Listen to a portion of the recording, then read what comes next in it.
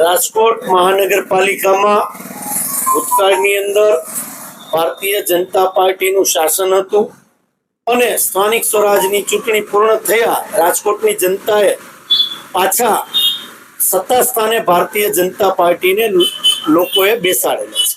વિરોધ પક્ષ તરીકેની જવાબદારી રાજકોટની જનતાએ કોંગ્રેસના સિરે છે.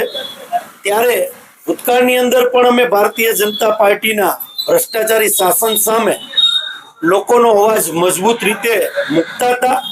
એવી જ રીતે વર્તમાન ભારતીય જનતા પાર્ટીની જે નવી બોડી આવી છે એમની સામે પણ અમે રાજકોટની જનતાના પ્રશ્નને વાચા આપવા માટે હર હંમેશા અમે લડતા રહીશું.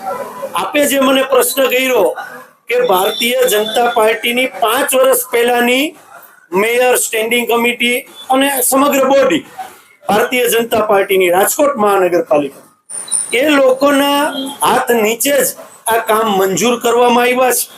કારણ કે રાજકોટ મહાનગરપાલિકાના બીપીએમસી એક્ટ મુજબ કોઈ પણ નવા પુલનું નિર્માણ થતું હોય તો એ ક્યાંય ને ક્યાંય સ્ટેન્ડિંગની જે મીટિંગ છે એ મીટિંગની અંદર મંજૂર થયા પછી આખરી ઓપ આપવામાં આવતો હોય છે અને આખરી ઓપ રાજકોટના ડેવલપમેન્ટ માટે આપવામાં આવ્યો.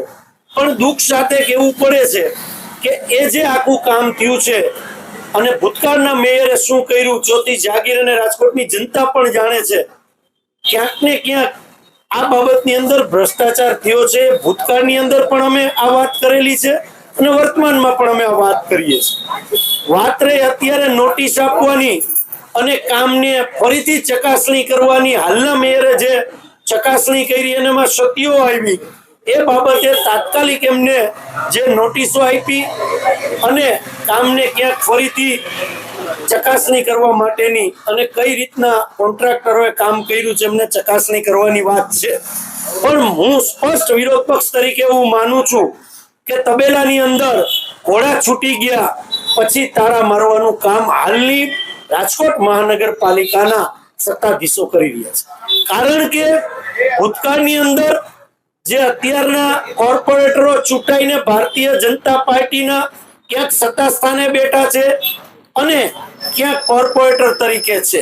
આ જ લોકો 5 વર્ષ પહેલા ચૂંટાયેલા હતા ત્યારે રાજકોટ ભારતીય જનતા પાર્ટીના ઉચ્ચ કક્ષાના ધારાસભ્યશ્રીઓ હોય, સંસદ સભ્યશ્રી હોય કે રાજ્યસભાના સાંસદ હોય અને ગુજરાતનું ભારતીય જનતા પાર્ટીનું જે સંગઠન છે પછી એ ભારતીય જનતા પાર્ટીના પ્રદેશ પ્રમુખ હોય ત્યારે કેમ આંખ મીચોમણા કરવામાં આવેલા હતા એ વાત પ્રશ્નાર્થ ચિહ્ન ઉભો કરે છે અને આ રાજકોટની જનતા પણ સારી રીતે જાણે છે. જેમને કામ કર્યું છે આપણે આશા રાખીએ કે મેયરશ્રી તાત્કાલિક ધોરણે જે કામ કરી રહ્યા છે એ કામને આપણે બિરદાવીએ. પણ 5 વર્ષ પહેલા જે કામ થતું હતું ત્યારે ભારતીય જનતા પાર્ટીએ ભ્રષ્ટાચારને ખુલ્લો દોર આપ્યો હતો. આ પ્રશ્નાર્થ ચિહ્ન કોંગ્રેસનો છે. સમગ્ર રાજકોટની અંદર હું આપના માધ્યમથી કહેવા માંગીશ કે 5 વર્ષ અમને રાજકોટની જનતાના આશીર્વાદ 2000 થી 2005માં કોંગ્રેસના મેયર બેઠા હતા ત્યારે અહીંથી જ નજીક મહિલા કોલેજ જ્યાં ફાટક હતું અને રાજકોટની જનતા હેરાન થતી હતી ત્યારે કોંગ્રેસના શાસનની અંદર અંડરબ્રિજ કરવામાં આવ્યો. તમે જોશો કે આટલા વર્ષોથી આજે 26 વર્ષનું ચાલે છે, 26 વર્ષ ચાલે છે પણ એની અંદર એક કાંકરી પણ ખરી નથી. બીજું ઉદાહરણ હું આપને આપું, અહીંયા જ આપણી નજીકની અંદર ભારતીય જનતા પાર્ટી દ્વારા જે અત્યારે રેસકોર્સ રિંગ રોડ ઉપર જે આમ્રપાલી ફાટક છે ત્યાં જે અંડરબ્રિજનું કામ કરવામાં આવેલું હતું અને હું સ્વર્ગસ્થ વિજયભાઈ રૂપાણી મુખ્યમંત્રીના હાથે એમનું ઓપનિંગ કરવામાં આવેલું હતું. હું રાજકોટની જનતાને પૂછવા માંગુ છું કે આજે અમારે વિરોધ પક્ષ તરીકે ત્યાં આંદોલન કરી અને જે પાણી પડે છે એ પણ રાજકોટની જનતાને ચોથી જાગીર છે. એવો જ બ્રિજ રેલનગરની અંદર ભારતીય જનતા પાર્ટીના ભ્રષ્ટાચારી શાસનમાં બન્યો. ત્યાં પણ વરસાદી સિઝન આવી રહી છે, મોન્સૂન સિઝન, સ્વિમિંગ પુલ પણ થશે ને આપ લોકો પણ વિઝ્યુઅલ બતાડો છો. એટલે ભારતીય જનતા પાર્ટીએ જે કામ કર્યા છે એમાં ક્ષતિઓ છે જ. એમાં નોટિસ આપવાથી કોઈ પરિણામ નથી બદલવાનું.